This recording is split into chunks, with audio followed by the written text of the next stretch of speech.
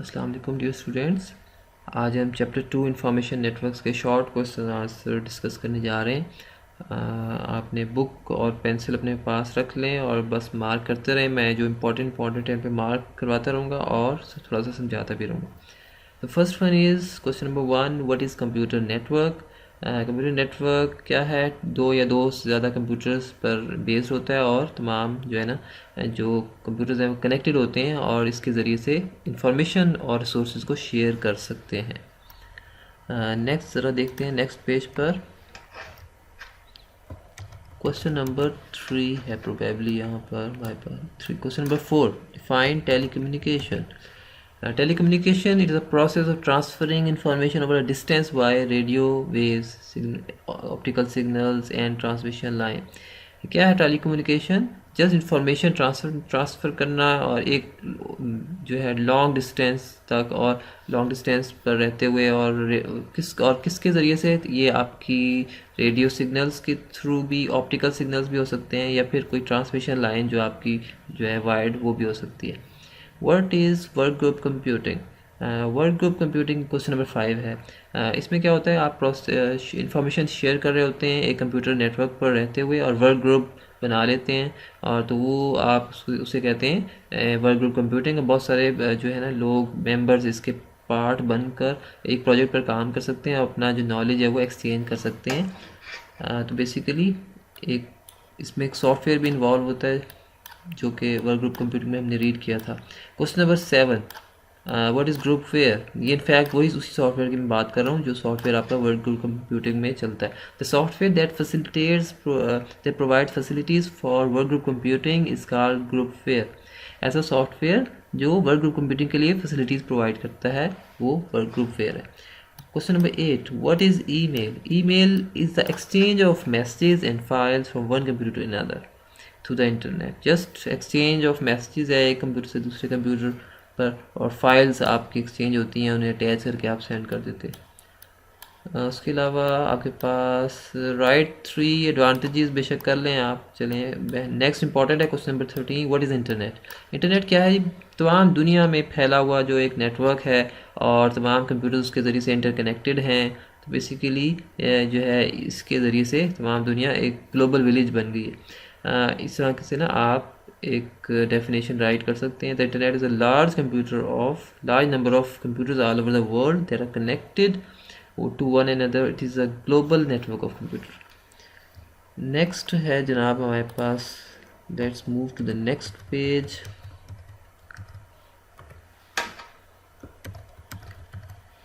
This is question number 15. Yes, what do you know about WWW? World Wide Web. It stands for World Wide Web. It is also called web. It provides the facility to publish information on internet. ये basically आपको internet पर information publish करने की एक facility provide करती है। It is a collection of documents stored on computers permanently connected with internet around the world.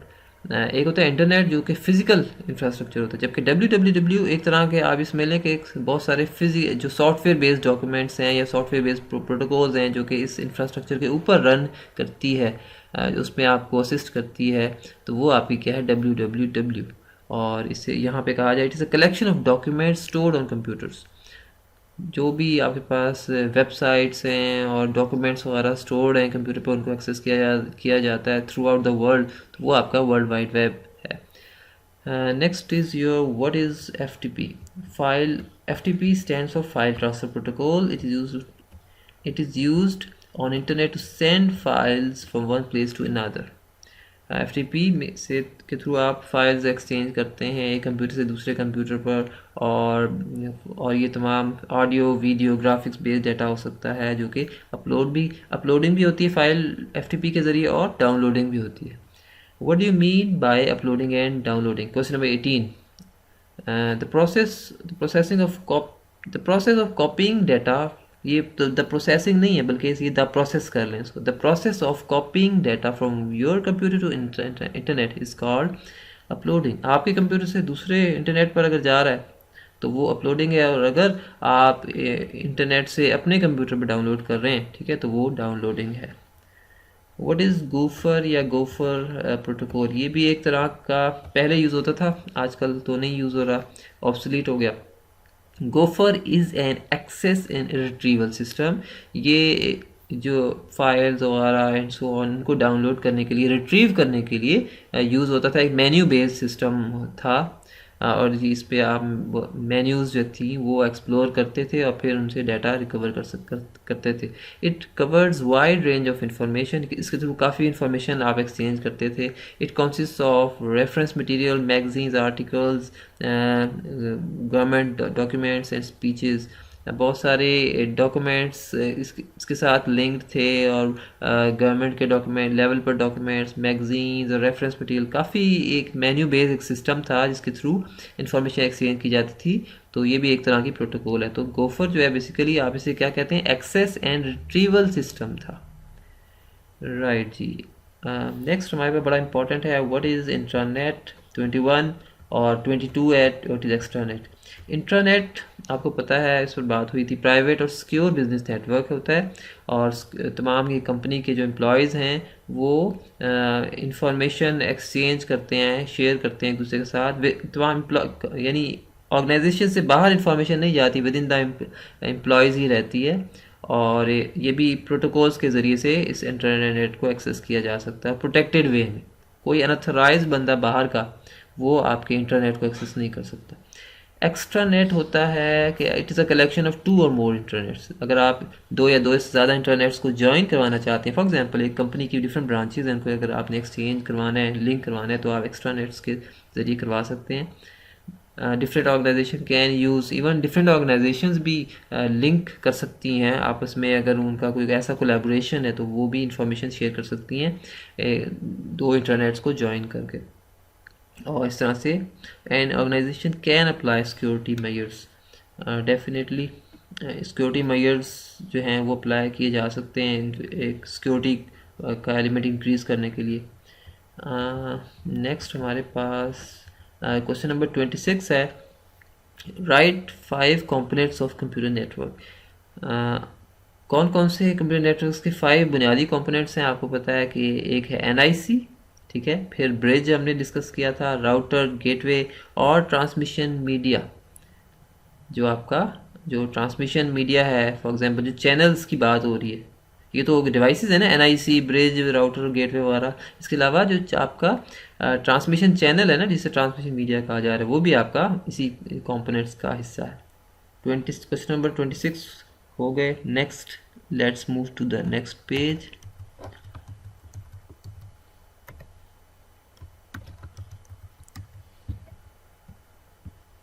हमारे पास क्वेश्चन नंबर 31 है और इससे पहले ज़रा देख लें एक नज़र, और कोई है सच विच ट्रांसमिशन मीडिया? नो। वैसे तो सब कॉन्सेप्चुअल होते हैं और थोड़ा सा आप एक नज़र देख लें तो कोई हर्ज नहीं है, लेकिन जो मैंने निशान मार्क किए हैं वो ज़्यादा इंपॉर्टेंट जो थे मुझे नज़र आए वो मैंने उन पर मार्क किया। What is the use of network interface card? अभी हमने NIC देखा इससे लास्ट क्वेश्चन में, तो वो ये उसी की बात हो रही है। NIC stands for network interface card. NIC connects each computer to network. इसी कार्ड के ज़रिए से आप अपने कंप्यूटर को नेटवर्क पर लाते हैं, एक लोकल एरिया नेटवर्क से ज्वाइन करवाते हैं। अगर ये NIC इंस्टॉल ना हो तो केबल को आप अपने सिस्टम में कहाँ लिंक करेंगे, कहाँ वो पोर्ट ही मैसर नहीं आएगी, अवेलेबल नहीं होगी। तो NIC जो है एक वे प्रोवाइड करता है और it is a circuit board that fits in a expansion slot. वो एक एक्सपेंशन स्लॉट होती है, उसमें एक सर्किट बोर्ड होता है ये और फिक्स हो जाता है। It handles sending, receiving end error checking of data transmission. तमाम डाटा की जो सेंडिंग होती है, रिसीविंग होती है, वो इसी के थ्रू होती है। Question 32, what is the use of repeater? Repeater is a device that is used to boost the signal. Repeater क्या करता है? आपके सिग्नल अगर आपके घर तक पहुंचता पहुंचता बहुत डाउन हो जाता है सपोज, ठीक है, तो फिर रिपीटर अगर बीच में लग जाता है तो वो सिग्नल की क्वालिटी को इन्हेंस कर देता है, बढ़ा देता है, बूस्ट कर देता है। Every communication media can transmit signal to a limited distance. Communication media की एक लिमिट होती है कि वो एक डिस्टेंस तक ही आपके सिग्नल को ठीक से पहुंचा सकता है, उसके बाद वो सिग्नल की जो क्वालिटी है ना वो डाउन हो जाती है। फिर उसको कुछ डिवाइसेस चाहिए होती हैं जो सिग्नल को दोबारा से बूस्ट करे और फिर ही वो आगे जा सकता है, ट्रैवल मज़ीद कर सकता है। तो इसको कहते हैं एम्पलीफाई करना। एम्पलीफायर्स होते हैं, लगा दिए जाते हैं, तो वो ये repeater is also kind of amplifier. Signals जो हैं इससे क्या होता है, एम्पलीफाई हो जाते हैं और उनकी एनर्जी बढ़ जाती है और फिर वो ज़्यादा फासले तक ट्रांसमिट हो सकते हैं। नेक्स्ट, अच्छा ये ब्रिज का कोई ऐसा सच नहीं आया, आप इसको ऐड कर लें जो है ना 33 और 34, बल्कि 34 को कर लें, ठीक है, ब्रिज के तौर पे, क्योंकि ब्रिज का और कोई क्वेश्चन नहीं आ रहा है, क्वेश्चन इसका भी होना चाहिए। 34 को ही मार्क कर लें। Bridge reads the addresses of sending and receiving computer. Bridge क्या करता है, एड्रेसेस को रीड करता है और बेसिकली ब्रिज जो है ना डिवाइड कर देता है दो, एक बड़े लोकल एरिया नेटवर्क को दो हिस्सों में, दो सेगमेंट्स में, ठीक है। ये जो 33 वाला है ना, ये भी इसके साथ ही आप इसको रख लें, तो ये दोनों मिलके इसको डिफाइन कर रहे हैं। तो ब्रिज की और ये यहाँ पे देखें, ये मैं पॉइंट कर रहा हूँ, it does not pass the signal to other segment if sending and receiving computer are both in the same. और ये पास नहीं होने देता सिग्नल को अगर सेंडिंग और रिसीविंग कंप्यूटर दोनों एक ही सेगमेंट में हैं, तो ये उसको उसी डोमेन में रखता है, उसी सेगमेंट में महदूद रखता है। तो इससे आपके नेटवर्क की परफॉर्मेंस इंक्रीज हो जाती है। Next, what is router 35 question. Route is a device that connects multiple networks, यानी सिमिलर और डिफरेंट प्रोटोकॉल्स वाले नेटवर्क्स को ये जॉइन करवा देता है, मल्टीपल नेटवर्क्स को जॉइन करवाता है और बेस्ट रूट को भी मैनेज करता है। Right, next 37, what is a gateway. Gateway it is a device that connect two more network different protocols. ये भी एक डिवाइस है जो दो या दो से ज़ायद नेटवर्क्स, डिफरेंट प्रोटोकॉल्स वाले जो नेटवर्क्स हैं उनको जॉइन करवाता है। व्हाट इज़ नेटवर्क प्रोटोकॉल, क्या होती है G network protocol, just rules हैं होते हैं, ठीक है। डाटा को एक्सचेंज करने के लिए आपके नेटवर्क पर कंप्यूटर्स के दरमियान डाटा जो एक्सचेंज होता है वो इन्हीं प्रोटोकॉल्स के ज़रिए होता है। तो ये क्या है, set of rules. Question 40, write the names of 3 LAN protocols. 3 LAN protocols कौन कौन सी जी, ईथरनेट है, टोकन रिंग है और आर्क नेट है। राइट जी, नेक्स्ट पेज देखते हैं। हमारे पास what is the use of Ethernet. Ethernet का क्या यूज़ है, क्वेश्चन 41 है ये। ईथरनेट क्या है जी, एक लोकल एरिया नेटवर्क की टेक्नोलॉजी है और बस टोपोलॉजी पर नॉर्मली वर्क करती है। Ethernet network can be wired in star topology. Ethernet network can be wired in star topology. अगर आपका स्टार टोपोलॉजी वायर्ड है तो फिर वो उसके ऊपर आप ईथरनेट इंस्टॉल कर सकते हैं। It is inexpensive easy way to install and manage. एक सस्ता मीडियम है, सस्ता एक ज़रिया है एक लोकल एरिया नेटवर्क को कॉन्फ़िगर करने का, इंस्टॉल करने का और मैनेज करने का। Next, how does CSMA CD work. ये असल में ना आप ये समझ लें, local area net access, local area network में जो प्रोटोकॉल है ना आपकी ईथरनेट, वो चंद एक मेथड्स हैं जिनकी बेस पे वर्क करती है। उनमें से एक मेथड है ये इंपॉर्टेंट है, आ भी जाता है समटाइम्स। ईथरनेट असल में इस मेथड को यूज़ करती है डाटा को ट्रांसमिट करने के लिए। इसमें होता क्या है ज़रा देख लें। इट रिजॉल्व्स कंटेंशन बिटवीन 2 और मोर स्टेशंस बाय कोलिजन डिटेक्शन।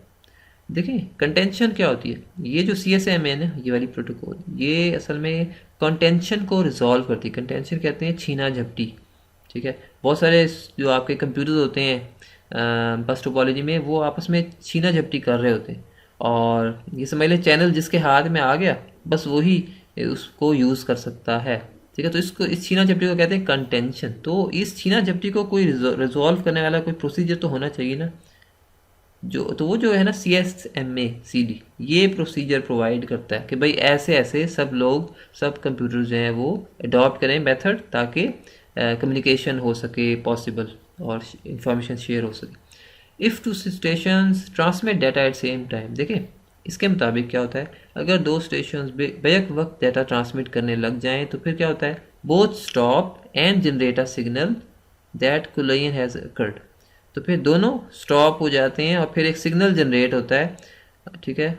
और इस तरह से दैट कोलिजन हैज़ अगर एक ज़ाहिर है वो कैसे स्टॉप होंगे, जब वो टकराते हैं ना मैसेजेस उनके, जब उनके सिग्नल्स टकराते हैं तो फिर एक कोलिजन अकर होती है और फिर उससे एक सिग्नल जनरेट होता है, उससे सबको पता लग जाता है हाँ जी कुछ कोलिजन हुई है और फिर हर स्टेशन जो है ना, जितने भी कंप्यूटर हैं सबको मैसेज चला जाता है, वो शोर जो होता है ना कोलिजन का, वो सबको सिग्नल चला जाता है। और फिर हर स्टेशन जो है ना थोड़ी देर के लिए वेट करता है, हर स्टेशन थोड़ी देर रैंडम, इसे कहते हैं रैंडम टाइम के लिए वो वेट करेगा। हाँ, सब अपने अपने हिसाब से।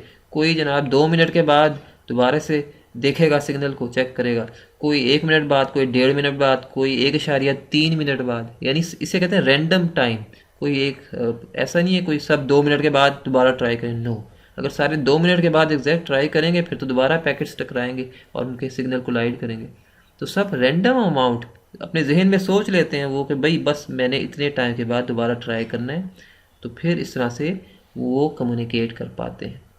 और जो जिसको इत्तेफाक से, जो रैंडम टाइम जिसका सबसे कम होता है ना इत्तेफाक से, ठीक है, जो सबसे पहले चेक करता है बस उसको मिल जाता है, फिर वो यूज़ करता है उस चैनल को। नेक्स्ट हमारे पास है जनाब, what is the use of token ring. Token ring भी लोकल एरिया नेटवर्क की एक प्रोटोकॉल है और it allows network devices to access the network by passing special signal. Yes, इसकी वजह से क्या होता है, इसके थ्रू एक टोकन होता है जो सर्कुलेट करता है आपके नेटवर्क में, रिंग टोपोलॉजी के नेटवर्क में सर्कुलेट करता रहता है, और ये जस्ट लाइक ए टिकट। और जिस डिवाइस के भी हाथ में ये आ जाता है ना टोकन, बस वो डाटा को ट्रांसमिट करने लग जाता है, शुरू हो जाता है।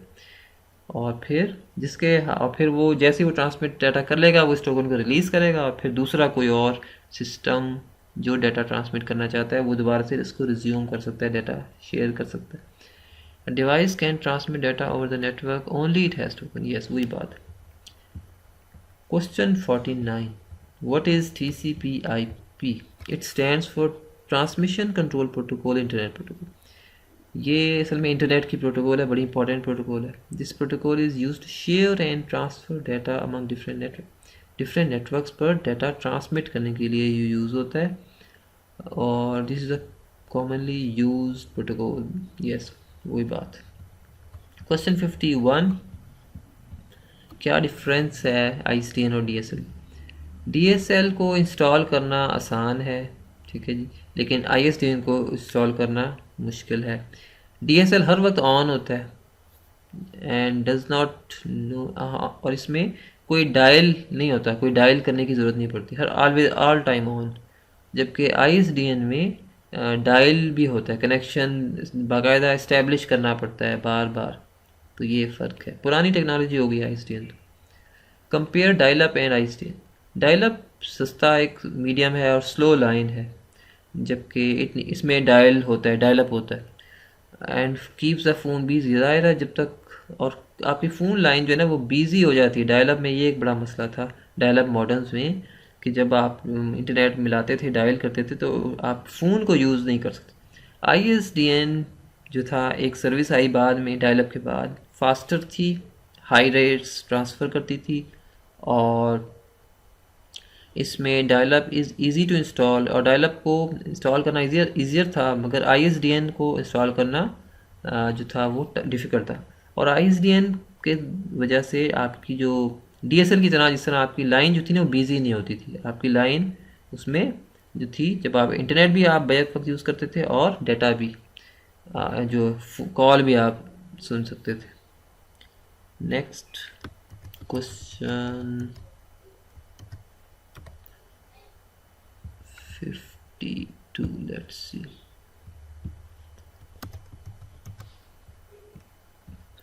Question 54, what is terminal? क्या होता है जी टर्मिनल? ये भी एक कंप्यूटर है, होता है जो सेंड करता है डाटा और रिसीव करता है इंफॉर्मेशन सर्वर के, यानी सर्वर से कम्युनिकेट करने के लिए हम टर्मिनल को यूज़ करते हैं, और इसकी जो प्रोसेसिंग पावर है वो बड़ी लिमिटेड होती है। और इसके साथ कौन कौन सी चीज़ें टर्मिनल को मिलकर बनाती हैं? कीबोर्ड होता है इस पर, डिस्प्ले स्क्रीन होती है, और मेमोरी होती है। Name two, question number 55, name two network models. दो मॉडल्स हैं जी, आपको पता है, क्लाइंट सर्वर और peer to peer model. What is the use of server? Server क्या है? It is a special type computer जो तमाम नेटवर्क को कंट्रोल कर रहा होता है। द सर्वर परफॉर्म्स, और सर्वर जो है ज़्यादातर प्रोसेसिंग जो है ना वो सर्वर ही कर रहा होता है। क्लाइंट सर्वर मॉडल में क्लाइंट सिर्फ रिक्वेस्ट करता है और थोड़ा काम करता है, सर्वर उसके हिस्से का ज़्यादा काम कर रहा होता है। डिफरेंशिएट बिटवीन, ये मैंने बता दिया। Client server same. 57 में कोई मार्क कर लें, आप रीड कर सकते हैं। 59 what is the use of dedicated server. Dedicated server होता है जो एक स्पेशल किस्म का टास्क परफॉर्म कर रहा होता है हर वक्त, और एक ही काम कर रहा होता है। वो और कोई काम नहीं करता। फॉर एग्जांपल प्रिंट सर्वर है, ठीक है, जिसने काम करना है प्रिंटर्स को मैनेज करना होता है और प्रिंटिंग टास्क को मैनेज करना होता है। फाइल सर्वर का काम होता है ये मैनेज करना, फाइल्स को स्टोर करना। तो ये भी दो तरह के डेडिकेटेड सर्वर्स कहलाएंगे। How does client server work, ये आप रीड कर लें, वही कॉन्सेप्ट है। What do you know about peer to peer network. Yes 61 all computers. देखिए पीयर टू पीयर मॉडल में हर तमाम जितने भी कंप्यूटर्स हैं उनका सेम स्टेटस होता है, और कोई इसमें सर्वर नहीं होता, कोई क्लाइंट नहीं होता एज सच। लेकिन यह है कि आपस में जब वो एक्सचेंज करते हैं तो एक ही लेवल पर रहकर एक्सचेंज कर रहे होते हैं डाटा, और जो डाटा को उठा रहे हैं ना कहीं से, वो क्लाइंट बन जाता है थोड़ी देर के लिए, और जो दे रहा है डाटा सेंड कर रहा है वो सर्वर बन जाता है। Next what do you know about hybrid model. Hybrid model दोनों का कॉम्बिनेशन होता है, क्लाइंट सर्वर मॉडल और पीयर टू पीयर मॉडल। ये है जनाब क्वेश्चन नंबर 63 हमारे पास, और दोनों के एडवांटेजेस में मिल जाते हैं आपको, पीयर टू पीयर के और क्लाइंट सर्वर के। नेक्स्ट क्वेश्चन, अच्छा जी, नेक्स्ट क्वेश्चन हमारा है question number 65। What R de facto standards. क्या होते हैं जी डी फैक्टो स्टैंडर्ड्स। ये स्टैंडर्ड्स आपके होते हैं ऐसे स्टैंडर्ड्स जो किसी प्लानिंग के बगैर उसके बनाए जाते हैं, कोई लॉ, किसी लॉ के तहत नहीं, कोई रेगुलेटिंग बॉडी नहीं होती, बस ये इस्टेब्लिश हो जाते हैं और वो फॉलो हो रहे होते हैं स्टैंडर्ड्स ऑर्गेनाइजेशन में। कोई इसको बाकायदा डिज़ाइन नहीं किया जाता। और डिजोर स्टैंडर्ड जो होते हैं ना, ये क्वेश्चन नंबर 66 इंपॉर्टेंट है। ये बाकायदा कोई बॉडी होती है, गवर्निंग बॉडी, जो इन नेटवर्क्स को डिज़ाइन करती है, अप्रूव करती है, और फिर उनको एक बाकायदा रिसर्च और डिज़ाइन, इस रिसर्च के तहत इनको डेवलप किया जाता है। जबकि डी फैक्टो जो है वो ऑटोमेटिकली ख़ुद से जो है ना वो बन जाते हैं ऑटोमेटिकली, और लोग इसको फॉलो करना शुरू हो जाते हैं। डिफाइन नेटवर्क टोपोलॉजी बड़ा इंपॉर्टेंट क्वेश्चन है जी। 68 physical layout of arrangement of connected devices. जो नेटवर्क में जितनी डिवाइसेस हैं उनका फिजिकल लेआउट, जो उनका डिज़ाइन है, किस डिज़ाइन में फिजिकली वो अरेंज हैं, वो कहलाती है टोपोलॉजी। कितनी तरह की है जनाब, वो कह रहा है right any 3 types of network topology. उनके सिर्फ नाम लिखने हैं आपने, लिस्टिंग का सवाल आ जाए तब भी आपने नाम लिखने। How does star topology work. आपको पता है स्टार टोपोलॉजी में एक सेंट्रल हब होता है, ठीक है, स्विच कह लें, जो जिसके ज़रिए से तमाम कंप्यूटर्स कनेक्टेड होते हैं, और एक सेंडिंग कंप्यूटर सेंट्रल डिवाइस को भेजेगा, और फिर सेंट्रल डिवाइस आगे रिसीविंग कंप्यूटर को भेजेगी। Why terminators are use in bus topology. Yes, terminators क्या होते हैं, जो सिग्नल्स को एब्जॉर्ब कर लेते हैं। आपको पता है बैकबोन के ना एंड्स पर टर्मिनेटर्स लगे होते हैं, जिनका काम होता है सिग्नल्स को एब्जॉर्ब करना। अगर ये ना हो तो आपका जो सिग्नल है वो घूमता फिरता रहेगा, और वो नेटवर्क में जो है ना प्रॉब्लम। अच्छा जी, नेक्स्ट है question 76। What is ring topology. इसमें क्या होता है जी, एक सर्कल में रहते हुए तमाम कंप्यूटर्स कनेक्टेड होते हैं और वो एक्सेस कर रहे होते हैं एक दूसरे को। और इसमें ये होता है इसका कि एक भी कंप्यूटर अगर डाउन हो जाए तो नेटवर्क बैठ जाता है और नेटवर्क में कम्युनिकेशन नहीं हो सकती। जिस तरह बस टोपोलॉजी में अगर बैकबोन डाउन हो जाए सारा नेटवर्क बैठ जाता है। All computers have equal access to the network. हर तमाम कंप्यूटर्स को इक्वल एक्सेस होती है, इसमें बराबर एक्सेस होती है। अच्छा जी, नेक्स्ट पेज देखते हैं जी। Question number 77। क्या फ़र्क है, डिफरेंशिएट बिटवीन बस टोपोलॉजी एंड रिंग टोपोलॉजी। आज क्या फ़र्क है, देखें बस टोपोलॉजी में बैकबोन होती है, रिंग टोपोलॉजी में एक रिंग की फॉर्म में वो कनेक्टेड होते हैं तमाम कंप्यूटर्स। और इसमें रिंग टोपोलॉजी को ट्रबल शूट करना ज़रा मुश्किल होता है, उसको आसान होता है, और the speed of ring topology is higher than bus topology. Ring topology इस लास्ट से ज़रा थोड़ी बेहतर होती है स्पीड के मामले में। राइट जी, what happens if a bus topology has too many computers? Definitely slow हो जाता है बस टोपोलॉजी में ना, सिस्टम ज़्यादा आप कंप्यूटर ऐड नहीं कर सकते। How tree topology is constructed? Question number 80। Tree topology in fact दो टोपोलॉजीज़ का कॉम्बिनेशन है, बस टोपोलॉजी का और स्टार टोपोलॉजी का। अगर आप इन दोनों को मिला दें तो ट्री टोपोलॉजी बन जाती है। आप देखें ना, एक बैकबोन के साथ मिला देंगे ना, अगर काफ़ी सारी स्टार टोपोलॉजी पर मुश्तमिल अगर लैब्स बनी हुई हैं तो उनके साथ अगर एक बड़ी बैकबोन अगर गुजार दें उनके करीब से और सबको ज्वाइन करा दें उन लोकल एरिया नेटवर्क्स को, तो वो बन जाएगी आपकी tree topology. What is a token? Question 82. A short message, a short signal भी कह सकते हैं, a short message that travels around the communication medium is called token. एक short message जो travel करता है communication medium के against, तो वो हम उसे कहते हैं token। और ये क्यों यूज़ होता है? ताकि डाटा सेंड या रिसीव किया जा सके लोकल एरिया नेटवर्क पर रहते हुए रिंग टोपोलॉजी के अंडर।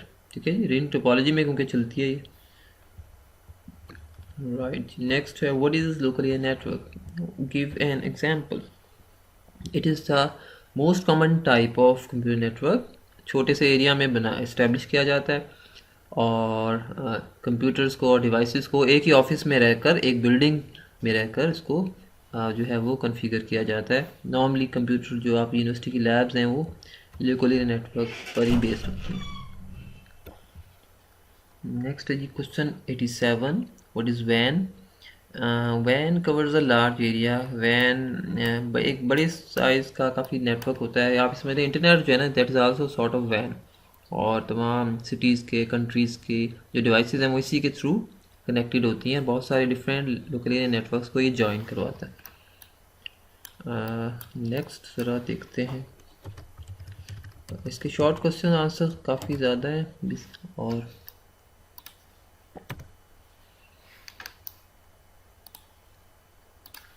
क्वेश्चन नंबर 91 है हमारे पास। What is MAN? Metropolitan area network.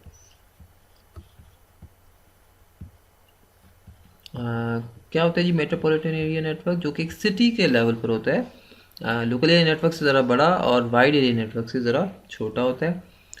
और इसमें आप इसमें मिड लेवल आप कह सकते हैं मेट्रोपॉलिटन।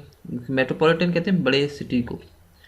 तो काफ़ी सारे लोकल एरिया नेटवर्क्स को अगर ज्वाइन करवाए हुआ आपने सिटी में, तो आप कह सकते हैं that is a kind of man.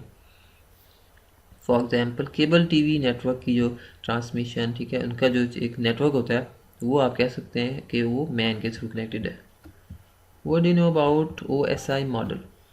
OSI stands for open system interconnection. और ये एक ओपन सिस्टम मॉडल में इसमें क्या होता है कि कोई से भी दो सिस्टम्स जो हैं वो कम्युनिकेट कर सकते हैं डिफरेंट आर्किटेक्चर्स होने के बावजूद। तो OSI मॉडल की ये खूबी है कि ये डिफरेंट मॉडल्स होते हुए भी, डिफरेंट आर्किटेक्चर्स होते हुए भी उनको कम्युनिकेट करवा सकता है।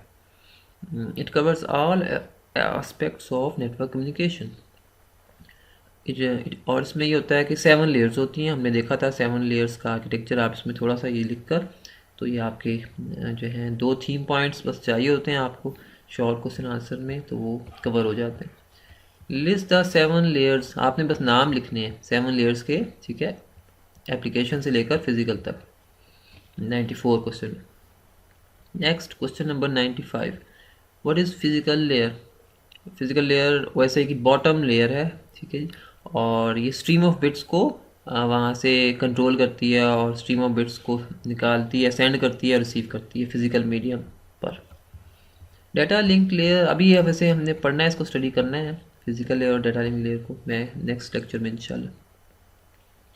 क्वेश्चन नंबर 96 है what is data link layer? इसका क्या काम होता है? ये फिजिकल लेयर के साथ मिलकर वर्क करती है और उसको रिलायबिलिटी प्रोवाइड करती है। रिलायबिलिटी से मुराद थोड़ा सा एरर चेकिंग करती है फिजिकल लेयर की, उनकी अपनी कैपेसिटी नहीं होती चेकिंग की, तो ये ज़रा उसको हेल्प करती है, असिस्ट करती है। और डेटा लिंक लेयर पर 3-4 चीज़ें हो रही होती है, framing, flow control, error control और एक्सेस कंट्रोल। ये मैं आपको कल लेक्चर में इंशाल्लाह बताऊँगा। Right the functions of network layer. Network layer के क्या फंक्शंस हैं? ये रिसीव करती है सेगमेंट्स ट्रांसपोर्ट लेयर से, उनको छोटे छोटे हिस्सों में डिवाइड करती है और फिर उनको पैकेट्स बना देती है और पैकेट्स के ऊपर एड्रेसेस लगा देती है, और फिर ये पैकेट्स ट्रेवल करते हैं दूसरे सिस्टम की, नेटवर्क लेयर रिसीव करती है और फिर इनको रीअसेंबल करके एप्लीकेशन लेयर को आगे डिलीवर कर देती है। Right the name and function of OSI layer 4। Layer 4 कौन सी लेयर है जी? आपकी ट्रांसपोर्ट लेयर है, और इस ट्रांसपोर्ट लेयर ने क्या करना होता है? सेगमेंटेशन, फ्लो कंट्रोल और एरर कंट्रोल को परफॉर्म करना होता है। Distinguish between frame and packets. Frames क्या होते हैं? ये मैसेज होते हैं सिंगल नेटवर्क पर। Packets are message are send through. Frames याद रखें डेटा लिंक लेयर पे बनते हैं और पैकेट्स बनते हैं नेटवर्क लेयर पर, ये भी काफ़ी है फ़र्क, ठीक है जी। और session layer, question number 100, fifth layer कौन सी है जी? सेशन लेयर है आपकी, और सेशन लेयर सेशंस बना रही होती है, उनको सिंक्रोनाइज कर रही होती है और टर्मिनेट कर रही होती है, और चेक पॉइंट्स बना रही होती है। हमने देखा था जब स्टडी किया था हमने। तो ये नेक्स्ट आज गालिबन लास्ट होगा हमारा। Yes, question number 102, what is application layer? Application layer जो है ये आपकी यूज़र को यूज़र जो एप्लीकेशंस होती है ना यूज़र की, वो उनको सर्विसेज प्रोवाइड कर रही होती है और बहुत सारी प्रोटोकॉल्स होती हैं जिस पर रन करती हैं। Which layer is close to the user? Application layer is close to the user. What is encryption? Encryption क्या होती है जनाब? आपकी जो इन्फॉर्मेशन है ना उसको एक फॉर्म से दूसरी फॉर्म में ट्रांसफॉर्म कर देती है, ताकि कोई अनऑथराइज बंदा यूज़र जो है वो उसको यूज़ ना कर सके, उसको आपकी इंफॉर्मेशन को रीड ना कर सके। तो इस तरह से एक ऑथराइज वे में, सिक्योर वे में, सिक्योरिटी की एक टेक्निक है। अच्छा जी, ये आई होप कि आपने मार्क कर लिए होंगे शॉर्ट क्वेश्चन आंसर, और कुछ आपको समझ भी आ गई होगी। एक दो क्वेश्चन रह गए थे, वो इंशाल्लाह कल मैं आपको करवाऊंगा इस चैप्टर के, फिर न्यू चैप्टर पर इंशाल्लाह जाएंगे। Thank you for to